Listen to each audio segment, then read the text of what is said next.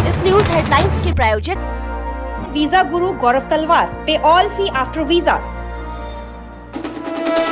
OPS से केंद्र का साफ जवाब, क्या पुरानी पेंशन बहाली की कोई योजना नहीं, एनपीएस दे विच जमा पैसे भी नहीं होंगे वापस।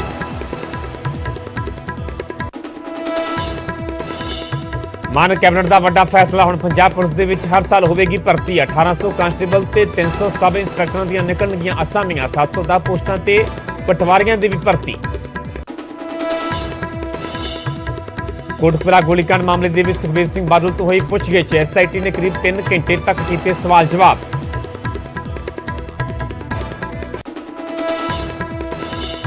एजीपीसी वालों यूनीफॉर्म सिविल कोड का विरोध, धामी बोले यूनीफॉर्म सिविल कोड घट गिणतियां के खिलाफ, सारिਆਂ ਨੂੰ एकजुट होने की लोड़।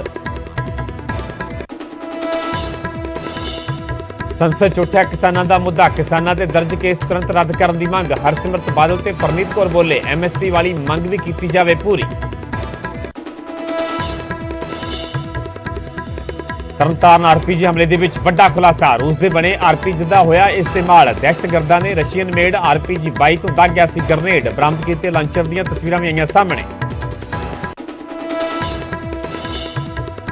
मानसा सिविल हस्पताल के जच्चा बच्चा की मौत का मामला गरमाया, परिवार वालों संस्कार करने तो इनकार, हस्पताल के धरना जारी, डॉक्टरों से लगे ने वीडियो कॉल के जरिए डिलीवरी करवाने के इल्जाम। पंजाब भर के आउटसोर्स मुलाजमां का प्रदर्शन, कई थाई पानी दी टैंकियां ते चढ़े मुलाजम, सरकार से वादा खिलाफी का लगाया इल्जाम।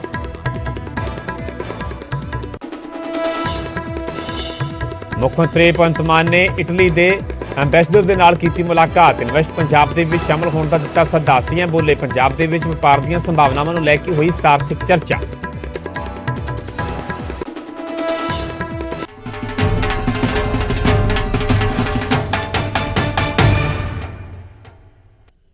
सत श्री अकाल, तुसीं वेख रहे हो न्यूज़ 18 पंजाब हरियाणा, मैं परमिंदर सिंह तेजा, सारे दर्शकों का बुलेटिन स्वागत है। शुरुआत करांगे वड्डी खबर तो, ओपीएस ते केंद्र के वल्लों साफ जवाब दे दिता गया है। केंद्र का कहना है कि पुरानी पेंशन बहाली की कोई भी योजना नहीं है, एनपीएस दे विच जमा फंड भी सूबियां नूं नहीं दिता जाएगा, वापस नहीं किया जाएगा। लोक सभा दे विच सरकार ने जवाब दिता है, दस दिए कि लोक सभा दे विच असदुद्दीन ओवैसी ने केंद्र तो ओपीएस ते एनपीएस नूं लैके सवाल पुछया सीगा, जिसका वित्त राज मंत्री भागवत कराड़ दे वल्लों जवाब दिता गया। केंद्र के जवाब तो पता लगता है कि हाले तक राजस्थान, छत्तीसगढ़ ते झारखंड के वल्लों ही ओपीएस के लिए पहुंच की गई है, पर पंजाब ने केंद्र को कोई भी प्रपोजल नहीं भेजा। पंजाब का जमा फंड 16,746 करोड़ रुपए जो बनता है, तो ओपीएस नूं लैके ये वड्डी खबर है, क्योंकि पिछले दिन सरकार के वल्लों ओपीएस नूं लैके नोटिफिकेशन जारी किया गया सीगा, उल्ट पेंशन स्कीम नूं लैके वड्डा फैसला लिया गया, पर ओपीएस ते केंद्र के वल्लों साफ इनकार कर दिता गया है। केंद्र का कहना है कि पुरानी पेंशन बहाली की कोई भी योजना नहीं है, एनपीएस के जमा फंड सूबियां नूं वापस नहीं होंगे। दरअसल लोक सभा के सरकार के वल्लों जो जवाब दिता गया है, इस खबर से जरा जानकारी लिए साडे सहयोगी गौरव शुक्ला जुड़े हुए हैं। गौरव, पिछले दिन ही मान सरकार के वड्डा फैसला लिया गया, पर इसनूं हुण किवें मन्निया जाए, एक झटका कहा जा सकता है, क्योंकि केंद्र ने सीधे तौर पर इस तो साफ इनकार कर दिता है। बिल्कुल परमिंदर, झटका भी कह सकते हो, एक बहुत बड़ा अड़िका कह सकते हो कि नैशनल पेंशन स्कीम का जो पैसा नहीं आएगा तो किस तरीके इंप्लीमेंट किया जाएगा, या फिर जी इस समय पंजाब के इंपलॉयज खासतौर से 2004 तो बाद जो गवर्नमेंट सर्विस आए ने, तो उम्मीद लगा के बैठे थे कि पंजाब सरकार ने जो फैसला लिया उस तो बाद ये जरूर उन्होंने तक राहत पहुंचेगी। मैं पूरी खबर दसदा, दरअसल असदुद्दीन ओवैसी ने के वल्लों ये सवाल पूछा गया सी, ते उन्होंने सवाल दे विच उन्होंने पूछा सी कि जी ओल्ड पेंशन स्कीम है उसको लेके तुसीं की कुछ कर रहे हो, किहड़ियां स्टेट्स ने हुण तक लागू कर दिता, ते उस तो बाद जिहड़ा एनपीएस का पैसा मंगिया जा रहा है, एनपीएस का मतलब है नैशनल पेंशन स्कीम, हर इंपलॉय का उस दे विच पैसा जा रहा है, जो कोई रिटायर होंदा है 58 या 60 साल की उम्र के उसको एनपीएस का पैसा मिलता है, तो एनपीएस नैशनल पेंशन स्कीम वाला पैसा जिहड़ा तुहाडे कोल आया, ओवैसी ने पूछा कि दसो सेंटर सरकार कि ये पैसा जिहड़ियां स्टेट्स रीस्टार्ट कर रही ने ओपीएस यानी कि ओल्ड पेंशन स्कीम, कि तुसीं उन्हां नूं पैसा वापस देण जा रहे हो या नहीं। सवाल दे विच ये भी पूछा गया कि किहड़ियां स्टेट्स ये फैसला लै चुकियां ने, ते तुहाडे कोल की कुछ इस समय इस बारे जानकारी है, तो उसका जवाब दिंदे हुए बहुत क्लीयर शब्दों के लिखा गया कि हुण तक सिर्फ 3 गवर्नमेंट्स ने जिन्हां दे वल्लों प्रपोजल भेजे गए हैं, उन्हां दे विच एक है राजस्थान, दूजी है छत्तीसगढ़, ते तीजी स्टेट है झारखंड, जिन्होंने उत्थे ओपीएस नूं लैके अपना नोटिफिकेशन जारी किया, उस तो बाद प्रपोजल सरकार के कोल भेजिया, यानी कि सेंटर ਸਰਕਾਰ ਦੇ ਕੋਲ ਭੇਜਿਆ ਕਿ ਜਿਹੜਾ NPS ਦਾ ਪੈਸਾ ਹੈ ਉਹ ਤੁਸੀਂ ਸਾਨੂੰ ਵਾਪਸ ਕਰ ਦਿਓ, ਅਸੀਂ ਆਪਣੀ ਸਟੇਟ ਦੇ ਵਿੱਚ ਜਿਹੜਾ ਪੈਨਸ਼ਨ ਸਕੀਮ ਹੈ, 올ਡ ਪੈਨਸ਼ਨ ਸਕੀਮ ਹੈ, ਉਸਨੂੰ ਲਾਗੂ ਕਰਨਾ ਚਾਹੁੰਦੇ ਹਾਂ। ਤੇ ਇਸ ਜਵਾਬ ਦੇ ਵਿੱਚ ਜ਼ਿਕਰ ਇਹ ਵੀ ਕੀਤਾ ਗਿਆ ਕਿ 18/11 ਨੂੰ, ਯਾਨੀ ਕਿ ਲੰਘੇ ਮਹੀਨੇ 18/11/2022 ਨੂੰ, 18 ਨਵੰਬਰ ਨੂੰ ਪੰਜਾਬ ਸਰਕਾਰ ਦੇ ਵੱਲੋਂ ਵੀ ਇੱਕ ਨੋਟੀਫਿਕੇਸ਼ਨ ਜਾਰੀ ਕੀਤਾ ਗਿਆ, ਜਿਸ ਦੇ ਵਿੱਚ ਜ਼ਿਕਰ ਹੋਇਆ ਕਿ OPS ਅਸੀਂ ਸ਼ੁਰੂ ਕਰਨ ਜਾ ਰਹੇ ਹਾਂ। ਆਪਾਂ ਸਾਰੇ ਜਾਣਦੇ ਕਿ ਕੈਬਨਿਟ ਦੇ ਵੱਲੋਂ ਉਸਨੂੰ ਮਨਜ਼ੂਰੀ ਦਿੱਤੀ ਗਈ ਸੀ ਕਿ ਅਸੀਂ 올ਡ ਪੈਨਸ਼ਨ ਸਕੀਮ ਸ਼ੁਰੂ ਕਰਨ ਜਾ ਰਹੇ ਹਾਂ। ਤਾਂ ਉਸ ਦੇ ਜਵਾਬ ਦੇ ਵਿੱਚ ਇਹ ਵੀ ਲਿਖਿਆ ਗਿਆ ਕਿ ਜਿਹੜੇ ਪ੍ਰਪੋਜ਼ਲ ਹੁਣ ਤੱਕ ਸਾਡੇ ਕੋਲ ਆਏ ਨੇ ਸੈਂਟਰ ਸਰਕਾਰ ਦੇ ਕੋਲ, ਉਹਨਾਂ ਦੇ ਵਿੱਚ ਪੰਜਾਬ ਸਰਕਾਰ ਦੇ ਵੱਲੋਂ ਅੱਜ ਤੱਕ ਕੋਈ ਵੀ ਪ੍ਰਪੋਜ਼ਲ ਅਜਿਹਾ ਨਹੀਂ ਭੇਜਿਆ ਗਿਆ ਕਿ ਪੰਜਾਬ ਸਰਕਾਰ ਨੇ ਕੋਈ ਵੀ ਅਜਿਹਾ ਜਿਹੜਾ ਪ੍ਰਪੋਜ਼ਲ ਉਹ ਨਹੀਂ ਭੇਜਿਆ ਜਿਸ ਦੇ ਜ਼ਰੀਏ NPS ਨੂੰ ਲੈ ਕੇ ਮੰਗ ਕੀਤੀ ਗਈ ਹੋਵੇ। ਹੁਣ ਅਗਲਾ ਪੁਆਇੰਟ ਇਹ ਵੀ ਹੈ ਕਿ ਜੇ ਪ੍ਰਪੋਜ਼ਲ ਨਹੀਂ ਭੇਜਿਆ ਤਾਂ ਪੈਸਾ ਨਹੀਂ ਮਿਲੇਗਾ, ਜਾਂ ਫਿਰ ਜਿਨ੍ਹਾਂ ਨੇ ਪ੍ਰਪੋਜ਼ਲ ਭੇਜ ਦਿੱਤਾ ਜਿਵੇਂ ਰਾਜਸਥਾਨ, ਛੱਤੀਸਗੜ੍ਹ ਜਾਂ ਫਿਰ ਝਾਰਖੰਡ, ਤਾਂ ਕਿ ਉੱਥੋਂ ਉਹਨਾਂ ਨੂੰ ਪੈਸਾ NPS ਵਾਲਾ ਮਿਲ ਜਾਏਗਾ। ਤੇ ਉਸ ਦੇ ਉੱਤੇ ਵੀ ਸੈਂਟਰ ਦੀ ਸਰਕਾਰ ਨੇ ਕੋਰਾ ਜਵਾਬ ਦੇ ਦਿੱਤਾ ਹੈ ਕਿ ਜੀ ਨਹੀਂ, ਅਸੀਂ NPS ਵਾਲਾ ਕੋਈ ਪੈਸਾ ਨਹੀਂ ਦੇ ਰਹੇ। ਤਾਂ ਬਹੁਤ ਕਲੀਅਰ ਹੈ, ਪੰਜਾਬ ਦਾ ਕਰੀਬ ਜੇ ਮੈਂ NPS ਵਾਲੇ ਪੈਸੇ ਦੀ ਅਮਾਊਂਟ ਦਾ ਜ਼ਿਕਰ ਕਰਾਂ, ਅਸੀਂ ਸਕਰੀਨ ਦੇ ਉੱਤੇ ਚਲਾ ਵੀ ਰਹੇ ਹਾਂ, ਕਰੀਬ 17,000 ਕਰੋੜ ਰੁਪਏ ਬਣਦਾ। ਔਰ ਇਸੇ 17,000 ਕਰੋੜ ਦੇ ਦਮ ਦੇ ਉੱਤੇ ਪੰਜਾਬ ਸਰਕਾਰ ਕਿਤੇ ਨਾ ਕਿਤੇ ਪੂਰੀ ਰੂਪਰੇਖਾ ਬਣਾ ਕੇ ਬੈਠੀ ਹੋਈ ਸੀ। ਜਿਹੜੇ 2004 ਤੋਂ ਬਾਅਦ ਇੰਪਲੋਇਜ਼ ਭਰਤੀ ਹੋਏ ਨੇ, ਤਾਂ ਉਹਨਾਂ ਨੂੰ ਵੀ ਅਸੀਂ 올ਡ ਪੈਨਸ਼ਨ ਸਕੀਮ ਦੇ ਅੰਡਰ ਲੈ ਕੇ ਆ ਜਾਈਏ, ਯਾਨੀ ਕਿ ਉਹਨਾਂ ਨੂੰ ਵੀ ਰਿਟਾਇਰਮੈਂਟ ਤੋਂ ਬਾਅਦ ਪੈਸਾ ਮਿਲਣਾ ਸ਼ੁਰੂ ਹੋ ਜਾਵੇ। ਤਾਂ ਇੱਕ ਝਟਕਾ ਅੜੀਕਾ ਤੁਸੀਂ ਕਹਿ ਸਕਦੇ ਹੋ ਕਿ ਹੁਣ ਪੰਜਾਬ ਸਰਕਾਰ ਦੇ ਕੋਲ ਕਿਹੜਾ ਆਪਸ਼ਨ ਹੋਏਗਾ। ਜੇ 17,000 ਕਰੋੜ ਰੁਪਇਆ ਨਹੀਂ ਆਉਂਦਾ ਤਾਂ ਉਹ ਫਿਰ ਅੱਗੇ ਕੀ ਹੋਏਗਾ। ਹੁਣ 2 ਪੁਆਇੰਟ ਇਸ ਦੇ ਵਿੱਚ ਪਰਮਿੰਦਰ ਇਹ ਵੀ ਹੈਗੇ ਨੇ ਕਿ ਇੱਕ NPS ਦਾ ਪੈਸਾ ਜਿਹੜਾ ਹੈ ਕਿ ਵਾਕਈ ਹੀ ਲਾਇਬਲ ਹੈ ਸੈਂਟਰ ਦੀ ਸਰਕਾਰ, ਜੇ ਸਟੇਟ ਮੰਗੇ ਤਾਂ ਉਹਨਾਂ ਨੂੰ ਦੇਣ ਦੇ ਲਈ, ਤਾਂ ਉਸ ਦੇ ਉੱਤੇ ਵੀ ਤੁਸੀਂ ਕਹਿ ਸਕਦੇ ਹੋ ਕਿ ਕਾਨੂੰਨੀ ਪੇਚੀਦਗੀਆਂ ਹੋ ਸਕਦੀਆਂ, ਕਿਉਂਕਿ NPS ਜਿਵੇਂ ਹੋ ਸਕਦਾ ਤੁਸੀਂ ਵੀ NPS ਦੇ ਵਿੱਚ ਅਕਾਊਂਟ ਖੁਲਵਾਇਆ ਹੋਵੇ, ਮੈਂ ਵੀ ਖੁਲਵਾਇਆ ਹੋਵੇ, ਕੋਈ ਕਿਸੇ ਹੋਰ ਇੰਪਲੋਈ ਨੇ ਖੁਲਵਾਇਆ ਹੋਵੇ, ਜਿਹੜੇ ਸਰਕਾਰੀ ਖਾਸ ਤੌਰ ਤੇ ਇੰਪਲੋਈਜ਼ ਨੇ, ਤਾਂ ਉਹਨਾਂ ਦਾ ਪੈਸਾ ਹੈ, ਤਾਂ ਉਹਨਾਂ ਦਾ ਪੈਸਾ ਸਟੇਟ ਗਵਰਨਮੈਂਟ ਨੂੰ ਕਿਵੇਂ ਸੈਂਟਰ ਦੇ ਦੇਗੀ। ਇਹ ਇੱਕ ਬਹੁਤ ਵੱਡਾ ਪੇਚ ਹੈ ਇਸ ਦੇ ਵਿੱਚ। ਤੇ ਜੇਕਰ ਉਹ 17,000 ਕਰੋੜ ਰੁਪਏ ਨਹੀਂ ਆਉਂਦਾ ਤਾਂ ਫਿਰ ਕੀ ਆਪਸ਼ਨ ਹੈ ਕਿ OPS ਠੰਡੇ ਬਸਤੇ ਵਿੱਚ ਪੈ ਜਾਏਗਾ, ਜਾਂ ਫਿਰ ਪੰਜਾਬ ਸਰਕਾਰ ਦੇ ਕੋਲ ਜਾਂ ਰਾਜਸਥਾਨ ਦੇ ਕੋਲ ਜਾਂ ਫਿਰ ਛੱਤੀਸਗੜ੍ਹ ਵਾਲਿਆਂ ਦੇ ਕੋਲ ਇੰਨਾ ਪੈਸਾ ਹੈ ਕਿ ਉਹ NPS ਦੀ ਰਕਮ ਤੋਂ ਬਿਨਾਂ ਵੀ OPS ਦੇ ਅੰਡਰ ਇੰਪਲੋਈਜ਼ ਨੂੰ ਲੈ ਕੇ ਆ ਸਕਦੇ ਨੇ। ਇਨਫੈਕਟ ਹਿਮਾਚਲ ਪ੍ਰਦੇਸ਼ ਦੇ ਵਿੱਚ ਤਾਂ ਬਹੁਤ ਵੱਡਾ ਮੁੱਦਾ OPS ਦਾ ਰਿਹਾ, ਜਿਹੜਾ ਹੁਣ ਹਾਰਡਲੀ ਦੇ ਵਿੱਚ ਇਲੈਕਸ਼ਨ ਹੋਇਆ ਤਾਂ ਬਹੁਤ ਵੱਡਾ ਮੁੱਦਾ। ਇਨਫੈਕਟ ਤੁਸੀਂ ਕਹਿ ਸਕਦੇ ਹੋ ਪੂਰੇ ਇਲੈਕਸ਼ਨ ਸਭ ਤੋਂ ਵੱਡਾ ਮੁੱਦਾ ਸੀ OPS ਦਾ। ਤਾਂ ਉਹ ਦੇਖਣਾ ਹੋਵੇਗਾ ਕਿ ਸਟੇਟ ਗਵਰਨਮੈਂਟ ਰੂਪ ਦਿਖਾਏ। ਠੀਕ ਹੈ ਗੁਰੂ, ਫਿਲਹਾਲ ਦੀ ਪੂਰੀ ਜਾਣਕਾਰੀ ਬਹੁਤ ਬਹੁਤ ਧੰਨਵਾਦ। ਸਾਡੇ ਨਾਲ BJP ਆਗੂ ਮਨਜਿੰਦਰ ਸਿੰਘ ਸਿਰਸਾ ਵੀ ਜੁੜੇ ਹੋਏ ਨੇ। ਸਿਰਸਾ ਸਾਹਿਬ, ਤੁਹਾਡਾ ਸਵਾਗਤ ਹੈ ਨਿਊਜ਼ 18 ਪੰਜਾਬ ਤੇ। ਤੁਹਾਨੂੰ ਵੀ ਯਾਦ ਹੋਵੇਗਾ ਪਿਛਲੇ ਦਿਨੀ ਜੋ ਮਾਨ ਸਰਕਾਰ ਦੇ ਵੱਲੋਂ OPS ਨੂੰ ਲੈ ਕੇ ਵੱਡਾ ਫੈਸਲਾ ਲਿਆ ਗਿਆ ਸੀਗਾ, ਨੋਟੀਫਿਕੇਸ਼ਨ ਵੀ ਜਾਰੀ ਕਰ ਦਿੱਤਾ ਗਿਆ, ਪਰ ਹੁਣ ਕੇਂਦਰ ਦੇ ਵੱਲੋਂ ਸਾਫ਼ ਇਸ ਨੂੰ ਲੈ ਕੇ ਇਨਕਾਰ ਕਰ ਦਿੱਤਾ ਗਿਆ। ਕੇਂਦਰ ਦਾ ਕਹਿਣਾ ਕਿ ਪੁਰਾਣੀ ਪੈਨਸ਼ਨ ਬਹਾਲੀ ਦੀ ਕੋਈ ਵੀ ਯੋਜਨਾ ਨਹੀਂ ਹੈ। ਨਹੀਂ, ਹੁਣ ਨੋਟਿਸ ਅਗਰ ਕੇਂਦਰ ਸਰਕਾਰ ਦਾ ਸੀ ਫਿਰ ਤੇ ਕਹੋ, ਜੋ ਸਟੇਟ ਗਵਰਨਮੈਂਟ ਕਹਿੰਦੀ ਅਸੀਂ ਕੋਈ ਚੀਜ਼ ਦੇਣੀ ਤਾਂ ਦੇਣ। ਹੁਣ ਪ੍ਰੋਬਲਮ ਕੀ ਆ ਕਿ ਜਿਹੜੀ ਇੱਥੇ ਸਰਕਾਰ ਆ, ਤੁਸੀਂ ਨੂੰ ਮਾਨ ਸਰਕਾਰ ਕਹਿੰਦੇ ਜੀ, ਹੈ ਨਹੀਂ, ਹੈ ਅਰਵਿੰਦ ਕੇਜਰੀਵਾਲ ਸਰਕਾਰ। ਇਹ ਜਿਹੜੀ ਅਰਵਿੰਦ ਕੇਜਰੀਵਾਲ ਸਰਕਾਰ, ਇਹਦਾ ਕੰਮ ਹੀ ਇਹ ਕਰਨਾ ਝੂਠ ਔਰ ਬੇਈਮਾਨੀ ਔਰ ਫਰਾਡ। ਬਈ ਜੇ ਤੁਸੀਂ ਪੈਨਸ਼ਨ ਲਗਾਈ ਆ, ਦੇ OPS ਚਾਲੂ ਕੀਤੀ ਤੇ ਦਿਓ। ਹੁਣ ਕਹਿਣਗੇ ਜੀ ਕੇਂਦਰ ਪੈਸਾ ਨਹੀਂ ਦਿੰਦਾ। ਤੇ ਜੇ ਕੇਂਦਰ ਦੇ ਪੈਸੇ ਤੁਸੀਂ ਫਿਰ ਉਦੋਂ ਨੋਟੀਫਿਕੇਸ਼ਨ ਜਾਰੀ ਕਰਨ ਲੱਗਿਆ ਕਹਿਣਾ ਸੀਗਾ ਜੀ ਅਸੀਂ ਨੋਟੀਫਿਕੇਸ਼ਨ ਜਾਰੀ ਕਰਨ ਲੱਗੇ ਆ, ਕੇਂਦਰ ਤੋਂ ਪੈਸਾ ਦਾਂਗੇ, ਜੇ ਉਹ ਦੇਊਗਾ ਤੇ ਅਸੀਂ ਤੁਹਾਨੂੰ ਸਕੀਮ ਦੇ ਦਾਂਗੇ। ਹੁਣ ਹਰ ਕੰਮ, ਜੇ ਕਰਜ਼ਾ ਮਾਫੀ ਆ, ਕੇਂਦਰ ਤੋਂ ਪੈਸੇ ਲਵਾਂਗੇ ਜੀ, ਕੇਂਦਰ ਪੈਸੇ ਨਹੀਂ ਦਿੰਦਾ। ਜੇ ਸਬਸਿਡੀ ਆ, ਕੇਂਦਰ ਤੋਂ ਪੈਸੇ ਲਵਾਂਗੇ ਜੀ, ਕੇਂਦਰ ਪੈਸੇ ਨਹੀਂ ਦਿੰਦਾ। ਬਈ ਸਕੀਮਾਂ ਤੁਹਾਡੀਆਂ, ਮਜ਼ੇ ਤੁਹਾਡੇ, ਵਾਵਾਕਾਰ ਤੁਹਾਡੀ, ਅਖਬਾਰਾਂ 'ਚ 500 ਕਰੋੜ ਦੀ ਐਡ ਤੁਸੀਂ ਦਿਓ ਕਿ ਅਸੀਂ ਕੰਮ ਕਰ ਰਹੇ ਹਾਂ ਤੇ ਪੈਸੇ ਸਾਨੂੰ ਕੇਂਦਰ ਤੋਂ ਹੀ ਮੰਗਾਂਗੇ ਜੀ। ਕਮਾਲ ਹੋ ਗਈ। ਫਿਰ ਹਰ ਸਟੇਟ ਹੀ ਕੋਈ ਕੰਮ ਕਰਨਾ ਹੀ ਬੰਦ ਕਰ ਦੂਗੀ। ਹਰ ਸਟੇਟ ਆਪਣੀਆਂ 10 ਸਕੀਮਾਂ ਕਰ ਦੂਗੀ ਔਰ ਕਹੂਗੀ ਕੇਂਦਰ ਤੋਂ ਪੈਸੇ ਨਹੀਂ ਆਉਂਦੇ ਪਏ ਜੀ। ਜੇ ਕੇਂਦਰ ਦੀ ਸਕੀਮ ਤੋਂ ਤੁਸੀਂ ਪੈਸੇ ਦੀ ਉਮੀਦ ਕਰ ਰਹੇ ਜੇ ਤੇ ਫਿਰ ਲੋਕਾਂ ਨੂੰ ਦੱਸੋ। ਜਦੋਂ OPS ਕਿਹਾ ਸੀ, ਕ੍ਰੈਡਿਟ ਦਿਆ ਸੀ, ਅਖਬਾਰਾਂ ਦੇ ਫਰੰਟ ਪੇਜ ਤੇ ਉਦੋਂ ਥੱਲੇ ਲਿਖਿਆ ਸੀਗਾ ਵੀ ਕੇਂਦਰ ਸਰਕਾਰ ਪੈਸੇ ਦਊਗੀ ਤਾਂ ਲਾਗੂ ਕਰਾਂਗੇ, ਜਦ ਉਧਰ ਲਿਖਦੇ।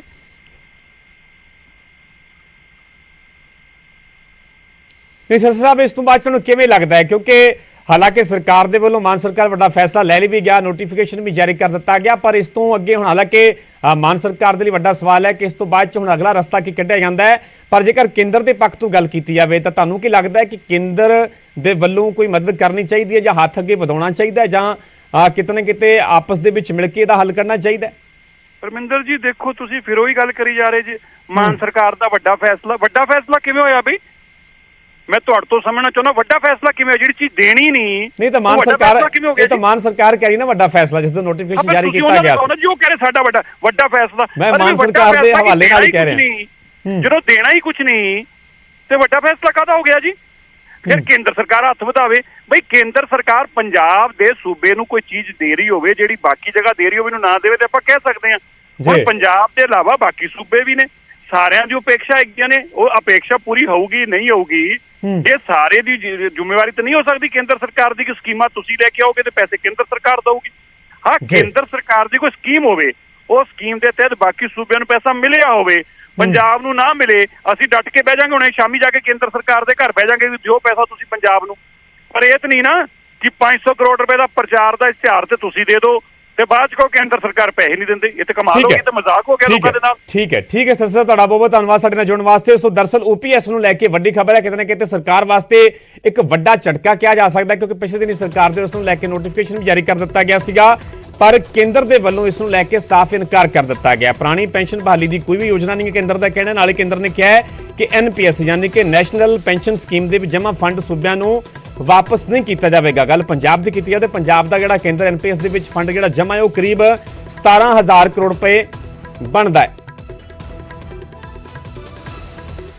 ਸਾਡੇ ਨਾਲ ਕਾਂਗਰਸ ਦੇ ਆਗੂ ਗੁਰਕੀਰਤ ਕੋਟਲੀ ਵੀ ਜੁੜੇ ਹੋਏ ਨੇ। ਕੋਟਲੀ ਸਾਹਿਬ ਤੁਹਾਡਾ ਸਵਾਗਤ ਹੈ ਨਿਊਜ਼ 18 ਪੰਜਾਬ ਤੇ। OPS ਤੇ ਕੇਂਦਰ ਦੇ ਵੱਲੋਂ ਸਾਫ਼ ਇਨਕਾਰ ਕਰ ਦਿੱਤਾ ਗਿਆ, ਪਰ ਕੋਟਲੀ ਸਾਹਿਬ ਨਾਲ ਸਵਾਲ ਹਿਮਾਚਲ ਦੇ ਕੰਟੈਕਸਟ ਹਿਮਾਚਲ ਦੇ ਸੰਦਰਭ ਦੇ ਵਿੱਚ ਕੀਤੀ ਜਾਵੇ ਤਾਂ ਇਸ ਵਾਰ ਦੀ ਜਿਹੜੀ ਚੋਣ ਹੈ ਕਿਤੇ ਨਾ ਕਿਤੇ OPS ਦੇ ਦਿਵਾਲੇ ਘੁੰਮੀ ਹੈ। ਕਾਂਗਰਸ ਦੇ ਵੱਲੋਂ ਵੱਡਾ ਵਾਅਦਾ ਵੀ ਕੀਤਾ ਗਿਆ, ਪਰ ਸਵਾਲ ਹੈ ਕਿ ਜੇ ਪੰਜਾਬ ਦੇ ਸੰਦਰਭ ਦੇ ਵਿੱਚ ਨਾ ਹੋ ਗਿਆ ਤਾਂ ਆਖਿਰਕਾਰ ਫਿਰ ਹਿਮਾਚਲ ਦੇ ਵਿੱਚ ਰਸਤਾ ਕਿਵੇਂ ਸਾਫ਼ ਹੋਵੇਗਾ OPS ਵਾਲਾ? ਨਹੀਂ, ਦੇਖੋ ਗੱਲ ਇਹ ਕਿ ਇਹ ਇੱਛਾ ਤੇ ਸ਼ਕਤੀ ਦੇ ਜ਼ਾਹਰ ਕਰਦੀ ਹੈ ਗੱਲ ਕਿ ਤੁਹਾਡੀ ਪੋਲੀਟੀਕਲ ਵਿਲ ਕਿਹੋ ਜਿਹੀ ਹੈ। ਕਿਉਂਕਿ ਮੈਨੂੰ ਜੋ ਲੱਗ ਰਿਹਾ, ਅਗਰ ਜੇ ਪੰਜਾਬ ਦੀ ਆਪਾਂ ਗੱਲ ਕਰੀਏ ਤਾਂ ਇਹ ਜਾਣਬੁੱਝ ਕੇ ਇਸ ਚੀਜ਼ ਤੋਂ ਖੜਾ ਛਡਾਉਣਾ ਚਾਹੁੰਦੇ ਨੇ। ਇੱਕ ਪਾਸੇ ਇਹਨਾਂ ਨੇ 올ਡ ਪੈਨਸ਼ਨ ਸਕੀਮ ਜਿਹੜੀ ਆ ਉਹ ਲਾਗੂ ਕਰਤੀ, ਨੋਟੀਫਾਈ ਕਰਤੀ। ਹੁਣ ਉਹ ਕੇਂਦਰ ਦੇ ਉੱਤੇ ਜਿਹੜਾ ਵਾ ਉਹ ਭਾਂਡਾ ਜਿਹੜਾ ਭਰਨਾ ਚਾਹੁੰਦੇ ਨੇ। ਔਰ ਜਿੱਥੇ ਤੱਕ ਛੱਤੀਸਗੜ੍ਹ ਔਰ ਰਾਜਸਥਾਨ ਦਾ ਸਵਾਲ ਆ, ਸਾਡਾ ਉੱਤੇ ਅਸੀਂ ਸ਼ੁਰੂ ਕਰ ਦਿੱਤਾ ਗਿਆ। ਕਿਉਂਕਿ ਮੈਨੂੰ ਇਸ ਗੱਲ ਦੇ ਲਈ ਇਸ ਕਰਕੇ ਪਤਾ, ਕਿਉਂਕਿ ਹਿਮਾਚਲ ਪ੍ਰਦੇਸ਼ ਦੇ ਵਿੱਚ ਸਾਡੇ ਜਿਹੜੇ ਅਬਜ਼ਰਵਰ ਸੀਗੇ ਛੱਤੀਸਗੜ੍ਹ ਦੇ ਮੁੱਖ ਮੰਤਰੀ ਬਘੇਲ ਸਾਹਿਬ, ਉਹ ਸਾਨੂੰ ਇੰਟਰਨਲ ਮੀਟਿੰਗ ਦੇ ਵਿੱਚ ਵੀ ਦੱਸਦੇ ਸੀ ਔਰ ਉਹਨਾਂ ਨੇ ਪਬਲਿਕਲੀ ਵੀ ਪ੍ਰੈਸ ਦੇ ਸਾਹਮਣੇ ਵੀ ਇਹ ਗੱਲ ਰੱਖੀ ਆ ਵੀ ਅਸੀਂ ਉੱਥੇ ਕਿਸ ਤਰ੍ਹਾਂ ਇਹ ਜਿਹੜੀ ਪੈਨਸ਼ਨ ਸਕੀਮ ਆ ਉਹ ਸਾਡੀ ਸ਼ੁਰੂ ਹੋ ਚੁੱਕੀ ਆ। ਪਰ ਪੰਜਾਬ ਦੇ ਅਗਰ ਗੱਲ ਕਰੀਏ ਨਹੀਂ, ਪਰ ਕੋਟਲੀ ਸਾਹਿਬ ਸਵਾਲ ਇਹ ਬਣਦਾ, ਜੇਕਰ ਕੇਂਦਰ ਨੇ ਸਾਫ਼ ਕਰ ਦਿੱਤਾ ਹੈ ਕਿ NPS ਦੇ ਵਿੱਚ ਜਿਹੜਾ ਬਕਾਇਆ ਵੱਖ-ਵੱਖ ਸੂਬਿਆਂ ਦਾ ਜੇਕਰ ਕੇਂਦਰ ਦੇ ਵੱਲੋਂ ਬਕਾਇਆ ਵਾਪਸ ਨਹੀਂ ਕੀਤਾ ਜਾਂਦਾ, ਗੱਲ ਪੰਜਾਬ ਦੀ ਕੀਤੀ ਜਾਵੇ ਤਾਂ 17,000 ਕਰੋੜ ਰੁਪਏ ਕਰੀਬ ਬਣਦਾ ਹੈ। ਫਿਰ ਛੱਤੀਸਗੜ੍ਹ ਦੇ ਕੋਲ ਇਸ ਤੋਂ ਇਲਾਵਾ ਹੋਰ ਕਿਹੜਾ ਆਪਸ਼ਨ ਹੈ, ਕਿਹੜਾ ਬਦਲ ਹੈ ਪੰਜਾਬ ਦੇ ਨਾਲੋਂ ਵੱਖਰਾ ਜਿਹੜਾ ਤੁਸੀਂ ਹਿਮਾਚਲ ਦੇ ਵਿੱਚ ਲਾਗੂ ਕਰੋਗੇ? ਦੇਖੋ, ਇਹਦੀਆਂ ਜਿਹੜੀਆਂ ਕੀ ਹੈਗੀਆਂ ਅੱਗੇ ਜਾ ਕੇ ਉਹ ਮੈਨੂੰ ਪੂਰੀ ਜਾਣਕਾਰੀ ਨਹੀਂ ਗੀ, ਪਰ ਇਹ ਮੈਂ ਗੱਲ ਦਾਅਵੇ ਨਾਲ ਕਹਿ ਸਕਦਾ ਵੀ ਜਿੱਥੇ ਜਿੱਥੇ ਸਾਡੀਆਂ ਸਰਕਾਰਾਂ ਨੇ ਜਾਂ ਅਲਾਇੰਸ ਪਾਰਟਨਰਸ ਨੇ ਸਾਡੇ, ਉੱਥੇ ਇਹ ਜਿਹੜੀਆਂ ਇਹ OPS ਸਕੀਮ ਲਾਗੂ ਕਰ ਦਿੱਤੀ ਗਈ ਆ। ਔਰ ਆਉਣ ਵਾਲੇ ਸਮੇਂ 'ਚ ਆਲਰੇਡੀ ਲੈਵਲ ਤੇ ਵੀ ਸਾਡਾ ਇਹੀ ਹੋਏਗਾ ਕਿ ਅਸੀਂ OPS ਜਿਹੜਾ ਵਾ ਉਸ ਨੂੰ ਲਾਗੂ ਕਰਾਂਗੇ, ਕਿਉਂਕਿ ਇਹ ਬਹੁਤ ਵੱਡਾ ਇੱਕ ਦੇਸ਼ ਦੇ ਵਿੱਚ ਮਸਲਾ ਬਣਿਆ ਹੋਇਆ ਤੇ ਕਾਂਗਰਸ ਇਹ ਜਿਹੜੀ ਆ 올ਡ ਪੈਨਸ਼ਨ ਸਕੀਮ ਲਾਗੂ ਕਰਨੀ ਹੈ। ਸੋ ਇਸ ਕਰਕੇ ਹੁਣ ਤੁਸੀਂ ਜਦੋਂ ਹਰਿਆਣਾ ਆਪਣੇ ਪੰਜਾਬ ਦੇ ਪ੍ਰਦੇਸ਼ ਦੇ ਵਿੱਚ ਸਾਡੀ ਸਰਕਾਰ ਬਣ ਚੁੱਕੀ ਹੈ, ਉੱਥੇ ਵੀ ਅਸੀਂ ਇਹਨੂੰ ਨੋਟੀਫਾਈ ਕਰਨ ਜਾ ਰਹੇ ਹਾਂ। ਨਹੀਂ, ਪਰ ਕੇਂਦਰ ਦੇ ਰੁਖ ਨੂੰ ਤੁਸੀਂ ਕਿਵੇਂ ਵੇਖਦੇ ਹੋ? ਜੇਕਰ ਪੰਜਾਬ ਦੇ ਲਿਹਾਜ਼ ਦੇ ਨਾਲ ਗੱਲ ਕੀਤੀ ਜਾਵੇ, ਕੇਂਦਰ ਨੇ ਤਾਂ ਸਾਫ਼ ਕਰ ਦਿੱਤਾ ਹੈ ਕਿ NPS ਦੇ ਵਿੱਚ ਜਿਹੜਾ ਬਕਾਇਆ ਪੰਜਾਬ ਦਾ ਜਾਂ ਬਾਕੀ ਸੂਬਿਆਂ ਦਾ ਉਹ ਵਾਪਸ ਨਹੀਂ ਕੀਤਾ ਜਾਵੇ। ਹਾਲਾਂਕਿ ਪੰਜਾਬ ਦੇ ਵੱਲੋਂ ਪ੍ਰਪੋਜ਼ਲ ਜਿਹੜਾ ਨਹੀਂ ਦਿੱਤਾ ਗਿਆ ਅਜੇ। ਗਵਰਨਮੈਂਟ ਇੰਡੀਆ ਦਾ ਜਿਹੜਾ ਰੁਖ ਆ ਉਹ ਬਿਲਕੁਲ ਇਹਦੇ ਖਿਲਾਫ ਹੈਗਾ ਵਾ ਔਰ ਉਹ ਨਹੀਂ ਚਾਹੁੰਦੇ ਕਿ 올ਡ ਪੈਨਸ਼ਨ ਸਕੀਮ ਸ਼ੁਰੂ ਕੀਤੀ ਜਾਵੇ। ਪਰ ਕਾਂਗਰਸ ਦਾ ਇਹ ਮਤ ਹੈ ਕਿ ਅਸੀਂ ਇਸ ਨੂੰ ਦੁਬਾਰਾ ਲਾਗੂ ਕਰਨਾ ਤੇ ਸਾਨੂੰ ਆਸ ਹੈ ਕਿ ਜਦੋਂ ਲੋਕ ਕਾਂਗਰਸ ਨੂੰ ਪੂਰੇ ਦੇਸ਼ ਵਿੱਚ ਸੱਤਾ ਦੇਣਗੇ ਉਦੋਂ ਅਸੀਂ ਜਿਹੜੀਆਂ ਕੇਂਦਰ ਨਾਲ ਜਿਹੜੀ ਤਾਲੁਕ ਰੱਖਦੀਆਂ ਗੱਲਾਂ ਨੇ ਉਹਨਾਂ ਤੇ ਵੀ ਇਹ 올ਡ ਪੈਨਸ਼ਨ ਸਕੀਮ ਸ਼ੁਰੂ ਕਰਾਂਗੇ। ਅੱਛਾ ਕੋਟਲੀ ਸਾਹਿਬ, ਥੋੜਾ ਹੋਰ ਜੇਕਰ ਸਿੱਧੇ ਤੌਰ ਤੇ ਸਵਾਲ ਪੁੱਛਿਆ ਜਾਵੇ, ਹਿਮਾਚਲ ਦੀ ਗੱਲ ਕਰੀਏ ਤਾਂ ਕੀ ਕੇਂਦਰ ਦੀ ਮਦਦ ਤੋਂ ਬਿਨਾਂ, ਕੇਂਦਰ ਦੇ ਸਹਿਯੋਗ ਤੋਂ ਬਿਨਾਂ ਹਿਮਾਚਲ ਦੇ ਵਿੱਚ NPS ਲਾਗੂ ਹੋਵੇਗੀ, OPS ਲਾਗੂ ਹੋਵੇਗੀ? ਬਿਲਕੁਲ ਕਰਾਂਗੇ। ਅਸੀਂ ਜਦੋਂ ਵਾਅਦਾ ਕੀਤਾ ਲੋਕਾਂ ਨੇ ਨਾ ਉਹ ਵਾਅਦਾ ਪੂਰਾ ਕਰਨਾ। ਸਾਡੀ ਜਿਹੜੀ ਟੌਪ ਲੀਡਰਸ਼ਿਪ ਆ ਉਹਨਾਂ ਨੇ ਇਸ ਗੱਲ ਦੇ ਉੱਤੇ ਬਹੁਤ ਜ਼ਿਆਦਾ ਰੋਕੋ ਦਿੱਤੀ ਹੈ ਤੇ ਇਹ ਸਾਡਾ ਅਹਿਮ ਮੁੱਦਾ ਹੈ। ਅਸੀਂ ਕਿਉਂਕਿ ਜਿਹੜੀ ਹਿਮਾਚਲ ਪ੍ਰਦੇਸ਼ ਦੇ ਜ਼ਿਆਦਾਤਰ ਮੁਲਾਜ਼ਮ ਸਟੇਟ ਆ ਇਹ ਔਰ ਜ਼ਿਆਦਾਤਰ ਡਿਪੈਂਡ ਲੋਕ ਜਿਹੜੇ ਨੇ ਉਹ ਗਵਰਨਮੈਂਟ ਜਿਹੜੇ ਸਰਵਿਸ ਦੇ ਵਿੱਚ ਨੇ ਲੋਕ, ਤੇ ਉਸ ਕਰਕੇ ਅਸੀਂ OPS ਨੂੰ ਅਸੀਂ ਹਰ ਹਾਲ ਦੇ ਵਿੱਚ ਲਾਗੂ ਕਰਨਾ। ਠੀਕ ਹੈ ਕੋਹਲੀ ਸਾਹਿਬ, ਤੁਹਾਡਾ ਬਹੁਤ ਬਹੁਤ ਧੰਨਵਾਦ ਸਾਡੇ ਨਾਲ ਜੁੜਨ ਵਾਸਤੇ। ਗੁਰਕੀਰਤ ਕੋਟਲੀ ਜੁੜੇ, ਕਿਉਂਕਿ ਹਿਮਾਚਲ ਦਾ ਇਸ ਕਰਕੇ ਅਸੀਂ ਜ਼ਿਕਰ ਕਰ ਰਹੇ ਹਾਂ ਕਿਉਂਕਿ ਇਸ ਵਾਰ ਵਿਧਾਨ ਸਭਾ ਜਿਹੜੀ ਚੋਣ ਹੋਈ ਆ ਕਿਤੇ ਨਾ ਕਿਤੇ OPS ਦੇ ਦਿਵਾਲੇ ਘੁੰਮੀ। ਕਾਂਗਰਸ ਦੇ ਵੱਲੋਂ ਇਹ ਵੱਡਾ ਵਾਅਦਾ ਕੀਤਾ ਗਿਆ ਹਿਮਾਚਲ ਦੀ ਜਨਤਾ ਦੇ ਨਾਲ ਕਿ ਸਰਕਾਰ ਬਣਤੀ OPS ਲਾਗੂ ਕੀਤੀ। ਹਾਲਾਂਕਿ ਗੁਰਕੀਰਤ ਕੋਟਲੀ ਇਹ ਕਹਿ ਵੀ ਰਹੇ ਨੇ ਕਿ ਜੇ ਵਾਅਦਾ ਕੀਤਾ ਹਰ ਹਾਲ ਦੇ ਵਿੱਚ ਲਾਗੂ ਹੋਵੇਗਾ। ਪੰਜਾਬ ਦੇ ਲਿਹਾਜ਼ ਨਾਲ ਗੱਲ ਕੀਤੀ ਜਾਵੇ ਤਾਂ ਕੇਂਦਰ ਦੇ ਵੱਲੋਂ ਸਾਫ਼ ਇਨਕਾਰ ਕੀਤਾ ਗਿਆ। ਕੇਂਦਰ ਦਾ ਕਹਿਣਾ ਹੈ ਕਿ NPS ਦੇ ਵਿੱਚ ਜਮ੍ਹਾਂ ਫੰਡ ਸੂਬਿਆਂ ਨੂੰ ਵਾਪਸ ਨਹੀਂ ਹੋਵੇਗਾ। ਹੁਣ ਸਵਾਲ ਹੈ ਕਿ ਜੇਕਰ NPS ਦਾ ਬਕਾਇਆ ਕੇਂਦਰ ਦੇ ਵੱਲੋਂ ਨਹੀਂ ਦਿੱਤਾ ਜਾਂਦਾ ਤੇ ਫਿਰ ਪੰਜਾਬ ਸਰਕਾਰ ਦੇ ਵੱਲੋਂ ਅਗਲਾ ਕਦਮ ਕੀ ਚੁੱਕਿਆ ਜਾਂਦਾ ਹੈ।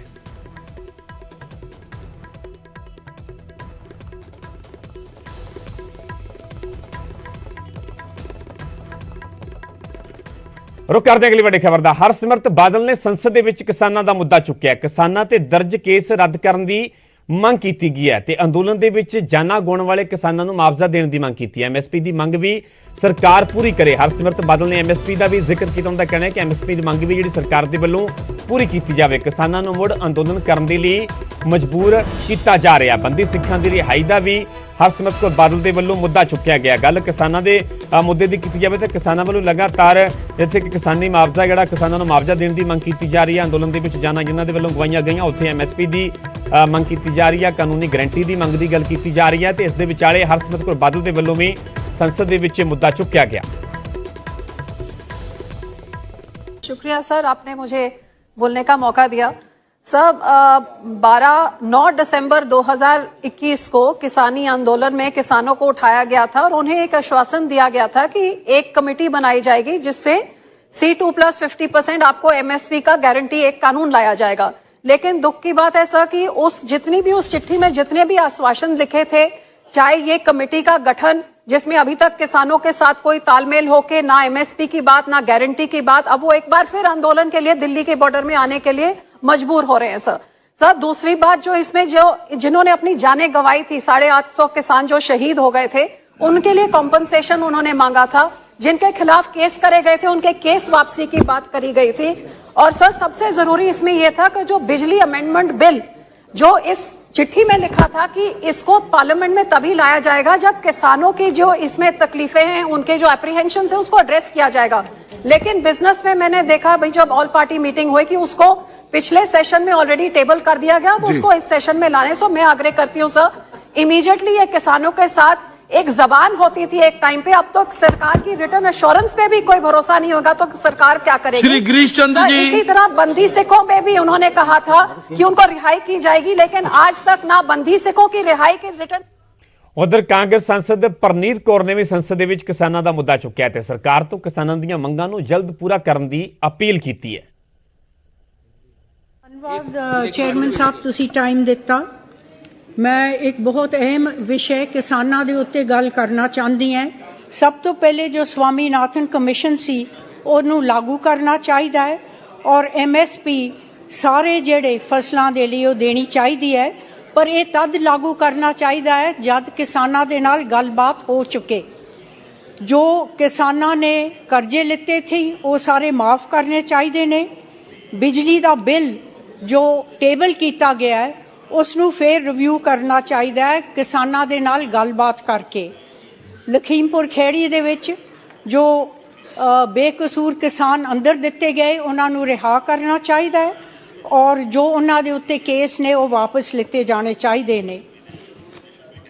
जो क्रॉप इंश्योरेंस स्कीम हैगी है उसनू जरूर लागू करना चाहिए, वो भी किसानों नाल गलबात करके, क्योंकि जैसा मौसम चल रहा है, क्लाइमेट चेंज हो रही है, बहुत ज़्यादा नुकसान हो रहा है।